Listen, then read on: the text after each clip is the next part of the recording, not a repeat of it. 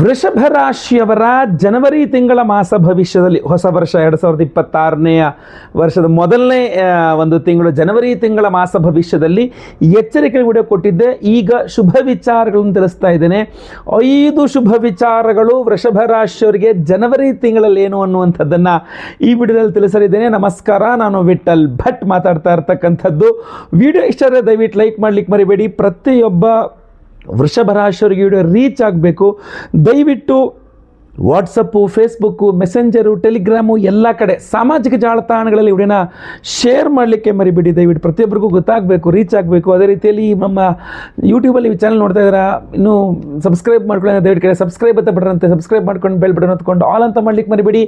ಫೇಸ್ಬುಕ್ಕಲ್ಲಿ ನಮ್ಮ ವಿಡಿಯೋ ನೋಡ್ತಾ ಇದ್ದೀರಾ, ನಮ್ಮ ಪೇಜನ್ನು ಫಾಲೋ ಮಾಡ್ಲಿಕ್ಕೆ ದಯವಿಟ್ಟು ಮರಿಬೇಡಿ. ವಿಶೇಷ ಪ್ರಶ್ನೆಗಳಿದ್ದರೆ ದಯವಿಟ್ಟು ಕಮೆಂಟ್ ಮಾಡಿ, ಖಂಡಿತವಾಗಿ ನಾನು ನೋಡ್ತಾ ಇರ್ತೇನೆ, ಆದಷ್ಟು ಉತ್ತರಿಸಲಿಕ್ಕೂ ಪ್ರಯತ್ನ ಮಾಡ್ತಾ ಇರ್ತೇನೆ.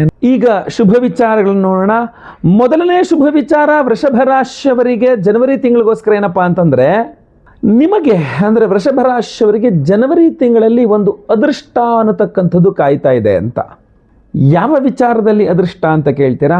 ಉದ್ಯೋಗದ ವಿಚಾರದಲ್ಲಿ ಒಂದು ಅನಿರೀಕ್ಷಿತ ಅದೃಷ್ಟ ನಿಮಗೆ ಕೂಡಿ ಬರತಕ್ಕಂತಹ ಸಾಧ್ಯತೆ ಇದೆ. ಅದರ ಅದೃಷ್ಟವಶಾತ್ ನಿಮ್ಮನ್ನು ಉದ್ಯೋಗದಲ್ಲಿ ಎಲ್ಲರೂ ದೂರ ಪ್ರಯಾಣಗಳಿಗೆ ಕಳಿಸಬಹುದು, ಸ್ವಲ್ಪ ವಿದೇಶಕ್ಕೆ ಕಳಿಸಬಹುದು, ಅಥವಾ ದೂರಗಳಿಗೆ ಕಳಿಸಬಹುದು, ನಿಮಗೆ ಇಷ್ಟ ಆಗುವಂಥ ಊರುಗಳಿಗೆ ಕಳಿಸಬಹುದು, ಅಥವಾ ಉದ್ಯೋಗದಲ್ಲಿ ಅದೃಷ್ಟವಶಾತ್ ಸ್ಯಾಲ್ರಿ ಹೈಕ್ ಮಾಡಿದ್ರು, ಅದೃಷ್ಟವಶಾತ್ ಏನೋ ಒಂದು ಎಕ್ಸ್ಟ್ರಾ ಸಂಪಾದನೆ ಆಯಿತು, ಅದೃಷ್ಟವಶಾತ್ ನನಗೆ ಅದೇನೋ ಒಂದು ಪ್ರಮೋಷನ್ ಕೊಟ್ಟರು, ಹೇಳೋಕ್ಕಾಗಲ್ಲ, ಏನು ಅಂತ ಹೇಳಲಿಕ್ಕಾಗಲ್ಲ. ಉದ್ಯೋಗದ ವಿಚಾರದಲ್ಲಿ ವೃಷಭ ರಾಶಿಯವರಿಗೆ ಜನವರಿ ತಿಂಗಳಲ್ಲಿ ಒಂದು ಅದೃಷ್ಟವಶಾತ್ ಒಂದೇನೋ ಒಂದು ಬೆಳವಣಿಗೆ ಕಂಡು ಬರ್ತಾ ಇದೆ.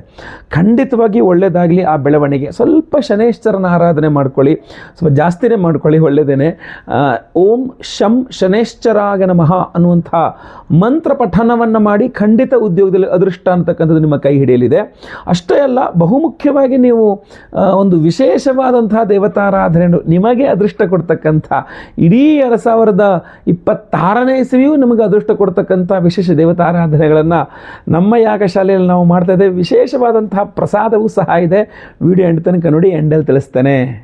ಎರಡನೇ ಶುಭ ವಿಚಾರ ವೃಷಭ ರಾಶಿಯವರಿಗೆ ಜನವರಿ ತಿಂಗಳಿಗೋಸ್ಕರ ಏನಪ್ಪಾ ಅಂತಂದರೆ, ಯಾವುದಾದ್ರು ನಿಮಗೆ ಆರೋಗ್ಯ ಬಾಧೆ ಇದ್ದು ನೀವೇನಾದ್ರು ಔಷಧೋಪಚಾರಗಳು ತೆಗೆದುಕೊಳ್ತಾ ಇದ್ದರೆ, ಏನೋ ಒಂದು ಸ್ವಲ್ಪ ಮೆಡಿಸಿನ್ಸ್ ತೊಗೊಳ್ತಾ ಇದ್ದೀನಿ ಬಟ್ ಏನೋ ಕೆಲಸ ಮಾಡ್ತಾ ಇರೋ ಗುರುಗಳೇ ಅಂತ.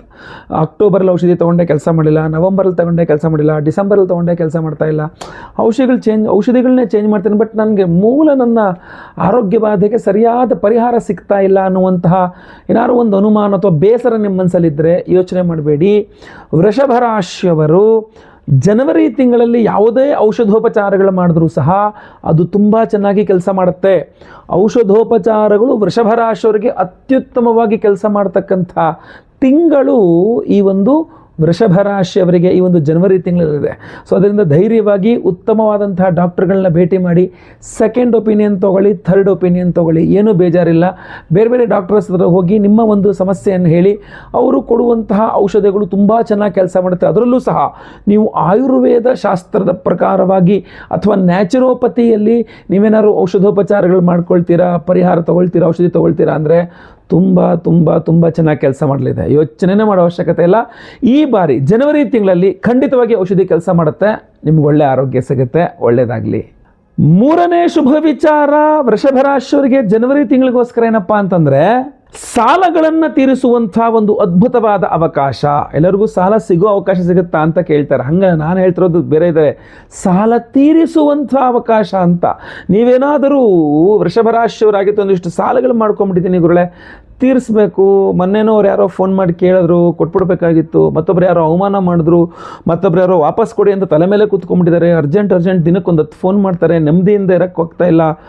ಸಾಲಗಳು ತೀರಿಸ್ಬಿಟ್ಟು ನನ್ನ ಪಡೆ ನಾನು ಇದ್ಬಿಟ್ರೆ ಸಾಕು ಅನ್ನೋ ಥರ ಇದ್ದರೆ, ಸಾಲ ತೀರಿಸುವ ಅವಕಾಶ ವೃಷಭ ರಾಶಿಯವರಿಗೆ ಜನವರಿ ತಿಂಗಳಲ್ಲಿ ತೀರಾ ಜಾಸ್ತಿ ಇದೆ, ಅವಕಾಶ ಇದೆ. ಆದರೆ ಮನಸ್ಸು ನೀವು ಮಾಡಬೇಕು. ಯಾಕೆಂದರೆ ದುಡ್ಡು ಬಂದ ತಕ್ಷಣ ನೋಡೋಣ, ಬೇರೆ ಇನ್ನೊಂದು ನೆಕ್ಸ್ಟ್ ಸಲ ಬಂದಾಗ ಕೊಟ್ಟರೆ ಆಯ್ತು ಬಿಡಿ, ಈ ಸಲ ಇದನ್ನು ತೊಗೊಂಬೋಣ, ಈ ಸಲ ಅದು ತೊಗೊಂಬೋಣ. ಯಾವತ್ತೂ ಸಹ ಅನ್ಯರ ಹಣ, ಅನ್ಯರ ಆಸ್ತಿ, ಅನ್ಯರ ಸಂಪತ್ತು ವಿಷಕ್ಕೆ ಸಮಾನ. ಅದನ್ನು ನಾವು ಇಟ್ಕೊಳ್ಳೇಬಾರ್ದು. ಯಾವಾಗಲೂ ಋಣಬಾಧೆಯಲ್ಲಿ ಬಿದ್ದಿರಬಾರ್ದು. ಯಾರೂ ಕೂಡ ನೀನು ನನಗೆ ಇಷ್ಟು ಕೊಡಬೇಕಪ್ಪ ಅಂತ ಅನ್ನಬಾರ್ದು, ನಿನಗೆ ಇಷ್ಟು ಕೊಡಬೇಕಮ್ಮ ಅಂತ ಅನ್ನಬಾರ್ದು. ಯಾರು ಋಣ ನಮಗೆ ಯಾಕೆ ಬೇಕು, ಅಷ್ಟು ಕೊಟ್ಬಿಡ್ಬೇಕು. ಸೊ ಅದರಿಂದ ಅದು ತೀರಿಸುವ ಅವಕಾಶ ಸಿಗೋದು ಬಹಳ ಅಪರೂಪ. ನಿಮಗೆ ಆ ತೀರಿಸಲಿಕ್ಕೆ ಇನ್ನೂ ತುಂಬ ಅನುಕೂಲ ಆಗಲಿ, ನಿಮ್ಮ ಸಾಲಗಳೆಲ್ಲ ಬೇಗ ತೀರು ಹೋಗಲಿ, ಅಡಮಾನ ಇಟ್ಟ ಬಂಗಾರವೂ ಬಿಡಿಸ್ಕೊಂಡು ಬರುವಂತಾಗಲಿ ಅಂತ ಸ್ವರ್ಣಾಕರ್ಷಣ ಭೈರವ ಹೋಮವನ್ನು ಸಹ ಮಾಡ್ತಾ ಇದ್ದೇವೆ. ಸೊ ಅದ್ಭುತವಾದಂತಹ ದೇವತಾರಾಧನೆಗಳಿದೆ ಈ ಬಾರಿ ಹುಣ್ಣಿಮೆ ದಿವಸ. ವಿಡಿಯೋ ಎಂಡ್ ತನಕ ನೋಡಿ, ಅದ್ಭುತವಾದ ಪ್ರಸಾದವೂ ಸಹ ಇದೆ. 4ನೇ ಶುಭ ವಿಚಾರ, ವೃಷಭ ರಾಶಿಯವರಿಗೆ ಈ ಒಂದು ಜನವರಿ ತಿಂಗಳಲ್ಲಿ ಏನಪ್ಪಾ ಅಂತಂದ್ರೆ, ಕುಜನ ಒಂದು ಸ್ಥಾನಮಾನಗಳನ್ನು ನೋಡಿದ್ರೆ ಭೂಮಿಯ ವಿಚಾರಗಳಲ್ಲಿ ತುಂಬಾ ಅನುಕೂಲ, ತುಂಬಾ ಅದೃಷ್ಟ ಕೂಡಿ ಬರಲಿದೆ ಅಂತ ಕಂಡು ಬರ್ತಾ ಇದೆ. ವೃಷಭ ರಾಶಿಯವರಿಗೆ ಭಾಗ್ಯಸ್ಥಾನದಲ್ಲಿ ಕುಜಗ್ರಹ ಪರಮೋಚ್ಚ ಸ್ಥಿತಿಯಲ್ಲಿ ಜನವರಿ ತಿಂಗಳ ಒಂದು 3ನೇ ವಾರ 4ನೇ ವಾರ ಇರಲಿದ್ದಾನೆ. ಕುಜನ ಪರಮೋಚ್ಚ ಸ್ಥಿತಿ ಅಂದ ತಕ್ಷಣ ಕುಜ ಯಾರು? ಭೂಮಿಕಾರಕ. ಅದರಿಂದ ಭೂಮಿಯ ವ್ಯವಹಾರಗಳು ವೃಷಭ ರಾಶಿಯವರಿಗೆ ತುಂಬಾ ಚೆನ್ನಾಗಿ ಆಗಲಿದೆ. ನೀವು ವೃಷಭ ರಾಶಿಯವರಾಗಿದ್ದು ಯಾವುದೋ ಭೂಮಿಯನ್ನು ಖರೀದಿ ಮಾಡಬೇಕು, ಸೈಟ್ ಖರೀದಿ ಮಾಡಬೇಕು, ಜಮೀನು ಖರೀದಿ ಮಾಡಬೇಕು, ಖಂಡಿತವಾಗಿ ಅವಕಾಶ ಸಿಗುತ್ತೆ. ನಾನು ಅಪಾರ್ಟ್ಮೆಂಟ್ಸ್ ಹೇಳ್ತಾ ಇಲ್ಲ, ಭೂಮಿ ಅಂತ ಹೇಳ್ತಾ ಇದ್ದೀನಿ, ಅರ್ಥ ಮಾಡ್ಕೊಳ್ಳಿ, ಎರಡಿಗೂ ತುಂಬ ವ್ಯತ್ಯಾಸ ಇದೆ. ಸೊ ನೀವು ಭೂಮಿ ಸೈಟ್ ಖರೀದಿ ಮಾಡಬೇಕಾದ್ರೆ, ಅರ್ಧ ಸೈಟ್ ಆಗಿರಲಿ, 1 ಸೈಟ್ ಆಗಿರಲಿ, 60-40 ದೊಡ್ಡದಾಗಿರಲಿ, ಅದು ಗೊತ್ತಿಲ್ಲ, ಅಥವಾ ನೀವು ಗುಂಟೆಗಳಲ್ಲಾಗಿರಲಿ, ಎಕರೆಗಳಲ್ಲಾಗಿರಲಿ, ಜಮೀನುಗಳಾಗಿರಲಿ, ಭೂಮಿಯನ್ನು ಖರೀದಿಸುವ ಯೋಗ, ಅಥವಾ ನಾವು ಖರೀದಿ ಮಾಡೋದೆಲ್ಲ ಗುಳ್ಳೆ ನಾನು ಮಾರಾಟಕ್ಕೆ ಇಟ್ಟಿದ್ದೀನಿ, ಬೇಗ ಸೇಲ್ ಆಗ್ಬಿಟ್ರೆ ಸಾಕು, ಖಂಡಿತವಾಗಿ ಸೇಲ್ ಮಾಡ್ಬೋದು. ಭೂಮಿ ಖರೀದಿ ಯೋಗ, ಮಾರಾಟ ಮಾಡುವ ಯೋಗ, ಆ ಭೂಮಿಗೆ ಸಂಬಂಧಪಟ್ಟಂಥ ವ್ಯವಹಾರಗಳು ವೃಷಭ ರಾಶಿಯವ್ರು ಏನು ಮಾಡ್ತಾ ಇದ್ದೀರಿ, ತುಂಬ ಸುಲಭವಾಗಿ ಹೂವು ಎತ್ತದಂಗೆ ಆಗ್ಬಿಡುತ್ತೆ. 3ನೇ ವಾರ 4ನೇ ವಾರ, ಮೊದಲೆರಡು ವಾರಗಳಲ್ಲಿ ಸ್ವಲ್ಪ ಕಷ್ಟ ಆಗಬಹುದು, ಬಟ್ 3ನೇ ವಾರ 4ನೇ ವಾರ ಈಸಿಯಾಗಿ ನಿಮಗೆ ಭೂಮಿ ವ್ಯವಹಾರಗಳಾಗ್ಬಿಡುತ್ತೆ, ತುಂಬ ಈಸಿಯಾಗಿ ಆಗ್ಬಿಡುತ್ತೆ. ಅದಕ್ಕೆ ಇನ್ನೂ ವಿಶೇಷವಾಗಿ ನಿಮಗೆ ಅನುಕೂಲ ಆಗಲಿ ಅಂತ ಭೂವರಾಹ ಸ್ವಾಮಿಯ ಹೋಮವನ್ನು ಸಹ ಮಾಡಿ ವಿಶೇಷ ಪ್ರಸಾದವನ್ನು ಕೊಡ್ತಾ ಇದ್ದೇವೆ. ಈಗ ವಿಡಿಯೋ ಎಂಡಲ್ಲಿ ಅದ್ರ ಬಗ್ಗೆ ಎಲ್ಲ ತಿಳಿಸ್ತೇನೆ ನಿಮಗೆ.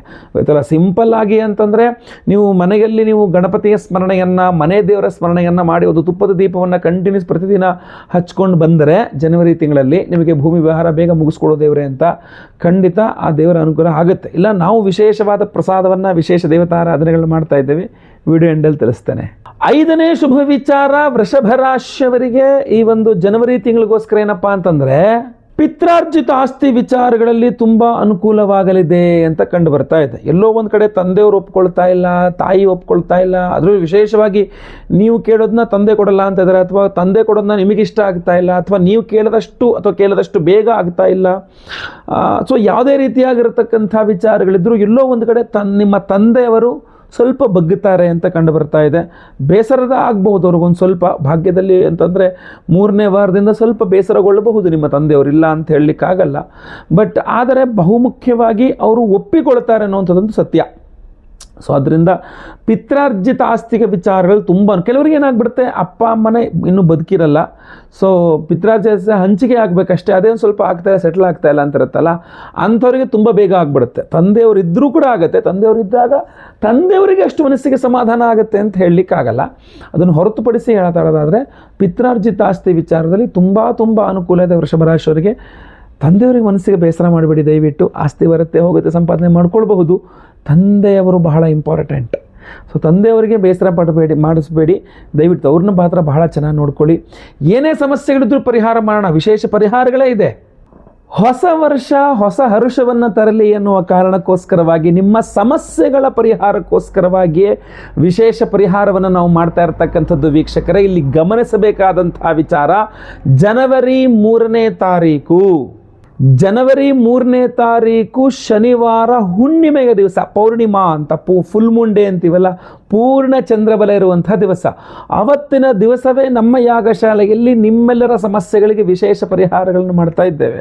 ಅದರಲ್ಲೂ ವರ್ಷದ ಆದಿಯಲ್ಲಿ, ಅದರಿಂದ ಆದಿ ಅಂದರೆ ಯಾರು? ಮಹಾಗಣಪತಿಯನ್ನು ಸ್ಮರಣೆ ಮಾಡಿಕೊಳ್ಬೇಕು. ಅದರಿಂದ ಪ್ರಪ್ರಥಮವಾಗಿ ನಮ್ಮ ಯಾಗಶಾಲೆಯಲ್ಲಿ ಬಹಳ ಮುಖ್ಯವಾಗಿ ಫಸ್ಟ್ ಟೈಮ್ ಮಾಡ್ತಾ ಇದ್ದೀವಿ ನಾವು ಇದನ್ನು. ಏನಪ್ಪ ಅಂತಂದರೆ ಐಶ್ವರ್ಯ ಗಣಪತಿ ಹೋಮ ಅಂತ, ಬಹಳ ನಿಗೂಢವಾದ ಹೋಮ ಇದು. ಬಹಳಷ್ಟು ಜನಕ್ಕೆ ಗೊತ್ತೇ ಇಲ್ಲ ಈ ಹೋಮದ ಬಗ್ಗೆ. 6 ವಿಶೇಷವಾದ ದ್ರವ್ಯಗಳನ್ನು ಬಳಸಿಕೊಂಡು ಬೇರೆ ಬೇರೆ, ಅದರಲ್ಲಿ ಮೋದಕ, ಕಬ್ಬು, ಆಮೇಲೆ ಎಂಥದ್ದು ಗರಿಕೆ, 6 ವಿಧದ ವಿಶೇಷವಾದಂತಹ ದ್ರವ್ಯಗಳಿದೆ, ಆ ಷಡ್ದ್ರವ್ಯಗಳು ಅಂಥೇಳಿ. ಆ ಷಡ್ದ್ರವ್ಯಗಳನ್ನು ಬಳಸಿಕೊಂಡು ಐಶ್ವರ್ಯ ಮಹಾಗಣಪತಿ ಹೋಮವನ್ನು ಯಾರು ಮಾಡ್ತಾರೆಯೋ ಅವರಿಗೆ ದಾರಿದ್ರ್ಯ, ಬಡತನ ಇತ್ಯಾದಿಗಳು ದೂರವಾಗಿ ಮಹಾಗಣಪತಿ ಅನುಗ್ರಹದಿಂದ ಐಶ್ವರ್ಯ ವೃದ್ಧಿ ಆಗ್ತದೆ ಮನೆಯಲ್ಲಿ ಅಂಥೇಳಿ. ಸೊ ಇದಕ್ಕೆ ಬಹಳ ಮೂಲವಾಗಿರತಕ್ಕಂಥ ಪ್ರಯತ್ನ ವರ್ಷದ ಆದಿಯಲ್ಲಿಯೇ ಆಗಿಬಿಟ್ರೆ 2026ನೇ ಇಸ್ವಿ ಜನವರಿ ತಿಂಗಳ ಮೊದಲನೇ ವಾರದೊಳಗೆ 3ನೇ ತಾರೀಕು ಹುಣ್ಣಿಮೆ ಪೂರ್ಣತಿಥಿ ಶನಿವಾರದಂದು ನಾವು ಮಾಡ್ತಾ ಇರತಕ್ಕಂಥ ವಿಶೇಷವಾದಂಥ ಹೋಮಗಳು, ಅದರಲ್ಲಿ ಐಶ್ವರ್ಯ ಗಣಪತಿ ಹೋಮ. ಆಯಿತಾ? ಇದರ ಜೊತೆಗೆ ನಿಮ್ಮ ಎಲ್ಲ ಅಡಮಾನ ಇಟ್ಟ ಬಂಗಾರ, ಗೋಲ್ಡ್ ಲೋನ್ ಅಂತ ತಗೊಂಡೋಗಿ ಎಲ್ಲ ಬಂಗಾರ ಅಡಮಾನ ಇಟ್ಟು ಬಂದಿರ್ತೀರಲ್ಲ, ಸೊ ಆ ಬಂಗಾರ ಬಿಡಿಸ್ಕೊಂಡು ಬರುವಂಗೆ ಆಗಬೇಕು. ಅಥವಾ ಬಂಗಾರ ಇವತ್ತಿನ ಸಹ 13,000 14,000 24 ಕ್ಯಾರೆಟ್ ನಾನು ಹೇಳ್ತಾ ಇರ್ತಿರೋದು. ಸೊ ಜಾಸ್ತಿ ಆಗಿರ್ಬೋದು, 14,000 ರೂಪಾಯಿವರೆಗೆ ಹೋಗ್ಬಿಟ್ಟಿದೆ ಬಂಗಾರ. ಸೊ ಅದರಿಂದ ಎಷ್ಟೇ ಗ್ರಾಮ್ ಬೇಕಾದ್ರೆ 15 ಆಗಲಿ 20 ಆಗಲಿ ಬಂಗಾರ ಖರೀದಿಸುವ ಯೋಗ ಭಗವಂತ ನಿಮಗೆ ಕೊಟ್ಟರೆ ಖಂಡಿತವಾಗಿ ನೀವು ಬಂಗಾರ ಖರೀದಿಸ್ಬೋದು, ಏನು ತೊಂದರೆ ಇಲ್ಲ. ಸೊ ಅದರಿಂದ ಅದಕ್ಕೆಲ್ಲ ಅನುಕೂಲವಾಗಬೇಕು, ಅಡಮಾನ ಇಟ್ಟ ಬಂಗಾರ ಬಿಡಿಸಿಕೊಳ್ಳುವಂತಾಗಬೇಕು, ಬಂಗಾರದ ವಿಚಾರದಲ್ಲಿ ನಿಮಗೆ ಯಾವುದೇ ರೀತಿಯಾದಂಥ ಸಮಸ್ಯೆಗಳಾಗಬಾರದು ಅನ್ನುವ ದೃಷ್ಟಿಯಿಂದ ಸ್ವರ್ಣಾಕರ್ಷಣ ಭೈರವ ಹೋಮವನ್ನು ಮಾಡ್ತಾ ಇದ್ದೇವೆ. ಐಶ್ವರ್ಯ ಗಣಪತಿ ಹೋಮ, ಸ್ವರ್ಣಾಕರ್ಷಣ ಭೈರವ ಹೋಮ. ಆಮೇಲೆ ಕುಜಗ್ರಹ ಪರಮೋಚ್ಚ ಸ್ಥಿತಿಯಲ್ಲಿ ನಿಮಗೆ ಜನವರಿ ತಿಂಗಳಲ್ಲಿ ಹೋಗಿದ್ದಾನೆ. ಸೊ ಅದರಿಂದ ಕುಜಾನುಗ್ರಹ ತುಂಬ ಇಂಪಾರ್ಟೆಂಟ್. ಸೊ ನೀವು ಬಾಡಿಗೆ ಮನೆಯಲ್ಲಿದ್ದರೆ ಸ್ವಂತ ಮನೆಗೆ ಹೋಗುವ ಯೋಗ ಬರಬೇಕು, ಅಥವಾ ಬಾಡಿಗೆ ಮನೆಯಲ್ಲೇ ಆಗಲಿ ಸ್ವಲ್ಪ ನೆಮ್ಮದಿಯಿಂದ ವಾಸ ಮಾಡುವಂಗೆ ಆಗಬೇಕು. ಅಥವಾ ಯಾವುದೇ ರೀತಿಯಾದಂಥ ಭೂಮಿ ವಿಚಾರಗಳು, ಅಂದರೆ ಭೂಮಿಯನ್ನು ಖರೀದಿಸುವ ವಿಚಾರ ಇರಬಹುದು, ಭೂಮಿಯನ್ನು ಮಾರಾಟ ಮಾಡುವಂಥ ವಿಚಾರ ಇರಬಹುದು, ಭೂಮಿಗೆ ಸಂಬಂಧಿತವಾದಂಥ ಯಾವುದೇ ವಿಚಾರಗಳಿರಲಿ, ರೈತರಿರಲಿ, ಅಥವಾ ನಿಮ್ಮ ಸ್ವಂತ ಜಾಗ ಅಥವಾ ಲೀಸ್ ಮನೆ ಯಾವುದೇ ಆಗಿರಲಿ, ಭೂಮಿ ಸಂಬಂಧಿತವಾದಂತಹದ್ದು ಶುದ್ಧವಾಗಬೇಕು, ಅಭಿವೃದ್ಧಿ ಆಗಬೇಕು ಆ ಭೂಮಿಯಲ್ಲಿ ಎನ್ನುವ ಕಾರಣಕ್ಕೆ ಭೂವರಾಹಸ್ವಾಮಿಯ ಹೋಮವನ್ನು ಮಾಡ್ತಾ ಇದ್ದೇವೆ. ನೆನಪಿಟ್ಕೊಳ್ಳಿ, ಭೂವರಾಹಸ್ವಾಮಿಯ ಹೋಮ ಅದ್ಭುತವಾದಂಥ ಹೋಮ ಆಗಿರುತ್ತೆ. ಸೊ ಐಶ್ವರ್ಯ ಲಕ್ಷ್ಮಿ ಹೋಮ, ಆಮೇಲೆ ಸ್ವರ್ಣಾಕರ್ಷಣ ಭೈರವ ಹೋಮ, ಭೂವರಾಹಸ್ವಾಮಿಯ ಹೋಮ. ಇನ್ನು ಸಂತಾನ ಇಲ್ಲದವರಿಗೆ ಸಂತಾನ ಆಗಬೇಕು, ಸಂತಾನ ಇರುವವರಿಗೆ ಸಂತಾನದ ವಿಚಾರದಲ್ಲಿ, ಮಕ್ಕಳ ವಿಚಾರದಲ್ಲಿ ಅನುಕೂಲವಾಗಬೇಕು, ಸಂತಾನ ಗೋಪಾಲ ಕೃಷ್ಣ ಹೋಮವನ್ನು ಮಾಡ್ತಾ ಇದ್ದೇವೆ. ಆಮೇಲೆ ನಿಮ್ಮೆಲ್ಲರ ಸರ್ಪದೋಷಗಳು ಪರಿಹಾರವಾಗಬೇಕು, ಸರ್ಪಶಾಪಗಳು ಪರಿಹಾರವಾಗಬೇಕು. ಸರ್ಪದೋಷದಿಂದಾಗಿ ಸಂತಾನ ಆಗ್ತಾ ಇಲ್ಲ, ಸರ್ಪದೋಷದಿಂದ ಮದುವೆನೇ ಆಗ್ತಾ ಇಲ್ಲ, ಸರ್ಪದೋಷದಿಂದ ಆರೋಗ್ಯ ಬಾಧೆ, ಸರ್ಪದೋಷದಿಂದ ಉದ್ಯೋಗ ಬಾಧೆ, ಸರ್ಪದೋಷದಿಂದ ವ್ಯಾಪಾರ ವ್ಯವಹಾರ ಸಮಸ್ಯೆ, ಸರ್ಪದೋಷದಿಂದ ಸಾಲ ಬಾಧೆ, ಸರ್ಪಶಾಪಾತ್ ಕುಲಕ್ಷಯ. ಸರ್ಪದೋಷದಿಂದಾಗಿ ಸರ್ಪಶಾಪದಿಂದ ಸರ್ವನಾಶಗಳಿರ್ತದೆ. ಯಾವುದ್ಯಾವುದೋ ರೀತಿಯ ಸಮಸ್ಯೆ ಒಬ್ಬರಿಗೆ ಒಂದೊಂಥರ, ಅದು ಯಾವುದೇ ರೀತಿ ಸರ್ಪದೋಷಗಳಿದ್ರೂ ಸಹ ಪರಿಹಾರ ಆಗಬೇಕು ಅಂತ ಹುಣ್ಣಿಮೆ ದಿವಸ ನಾವೇನು ಮಾಡ್ತಾ ಇದ್ದೇವೆ, ಆಶ್ಲೇಷ ಬಲಿ ಪೂಜೆ, ಸರ್ಪಶಾಂತಿ ಹೋಮವನ್ನು ಸಹ ಮಾಡ್ತಾ ಇದ್ದೇವೆ. ಅದರ ಜೊತೆಯಲ್ಲಿ ಗುರುದೋಷ ಇದೆ, ಗುರುಬಲ ಇಲ್ಲ, ಅಥವಾ ಗುರುಬಲ ಇದೆ, ನಿಮಗೆ ಈ ಗುರುಬಲ ಇರ್ಬೋದು, ಆದರೆ ಆ ಗುರುಬಲ ಕೆಲಸ ಮಾಡ್ತಾ ಇಲ್ಲ ಅಂತಾದರೆ, ಸೊ ಗುರುಬಲ ಇಲ್ಲದವರಿಗೆ ಗುರುಬಲ ಸಿಗಬೇಕು, ಗುರುಬಲ ಇರೋರಿಗೆ ಗುರುಬಲ ಕೆಲಸ ಮಾಡಬೇಕು. ಅದರಿಂದ ಗುರುಶಾಂತಿ ಹೋಮವನ್ನು ಮಾಡ್ತಾ ಇದ್ದೇವೆ. ಪಂಚಮ ಶನಿ, ಅಷ್ಟಮ ಶನಿ, ಅರ್ಧಾಷ್ಟಮ ಶನಿ, ಸಾಡೆ ಸಾತಿ, ಶನಿ ಮಹಾದಶ, ಅಂತರ್ದಶ, ಪ್ರಾಣದಶ, ಸೂಕ್ಷ್ಮದಶ, ಶನಿ ಸಂಬಂಧಿತ ಯಾವುದೇ ರೀತಿ ಸಮಸ್ಯೆ ಇದ್ರೂ ಪರಿಹಾರ ಆಗಿ ಶನೇಶ್ವರ ಗ್ರಹಾನುಗ್ರಹವಾಗಬೇಕು ಅಂತ ಮಹಾಶನಿ ಶಾಂತಿ ಹೋಮವನ್ನು ಮಾಡ್ತಾ ಇದ್ದೇವೆ. ನಿಮ್ಮೆಲ್ಲರ ಗ್ರಹಚಾರ ಪೀಡೆಗಳ ಪರಿಹಾರ ಆಗಬೇಕು ಅಂತ ಮಹಾನವಗ್ರಹ ಶಾಂತಿ ಹೋಮಗಳನ್ನು ಮಾಡ್ತಾ ಇದ್ದೇವೆ. ಹೀಗೆ ವಿಶೇಷವಾದಂಥ ಹೋಮಗಳನ್ನು ಮಾಡ್ತಾ ಇದ್ದೇವೆ. ನಿಮಗೋಸ್ಕರ ಮಾಡ್ತಾ ಇರ್ತಕ್ಕಂಥದ್ದು ಜನವರಿ 3ನೇ ತಾರೀಕು ಶನಿವಾರ ಹುಣ್ಣಿಮೆ ಪೂರ್ಣತಿಥಿಯನ್ನು ಮಾಡ್ತಾ ಇದ್ದೇವೆ. ಲೈವಲ್ಲಿ ನಿಮ್ಮ ಹೆಸರು ಸಂಕಲ್ಪ ಆಗುತ್ತೆ, ಎಲ್ಲ ಹೋಮಗಳನ್ನು ಲೈವ್ ನೋಡ್ತೀರಾ. ವಿಶೇಷ ಪ್ರಸಾದ ಇದೆ. ಎಸ್, ಹೊಸ ವರ್ಷ ಆದ್ದರಿಂದಾಗಿ ಒಂದು ಅದ್ಭುತವಾದ ವಿಶೇಷ ಪ್ರಸಾದದ ಬಾಕ್ಸನ್ನು ಸಹ ನಾವು ತಯಾರು ಮಾಡಿದ್ದೇವೆ. ಸೊ ವಿಶೇಷವಾದಂತಹ ಬಾಕ್ಸ್ನಲ್ಲಿ ನಾವು ಈ ಬಾರಿ ಕೊಡ್ತಾ ಇರತಕ್ಕಂಥ ವಿಶೇಷವಾದಂತಹ ಪ್ರಸಾದ ಯಾವುದಪ್ಪ ಅಂದರೆ ಈ ಒಂದು ಉಪರತ್ನಗಳ ನವರತ್ನ ಮಾಲೆ. ಹೋದ ವರ್ಷ ಸಹ ಕೊಟ್ಟಿದ್ವಿ, ಈ ವರ್ಷವೂ ಸಹ ಕೊಡ್ತಾ ಇದ್ದೇವೆ. ನಿಮ್ಮ ಇದರಲ್ಲಿ ಏನಾಗುತ್ತೆ ಅಂದರೆ ಬಹಳ ವಿಶೇಷವಾದಂತಹ ಮಾಲೆ ಇದು, ಆಯ್ತಲ್ವಾ.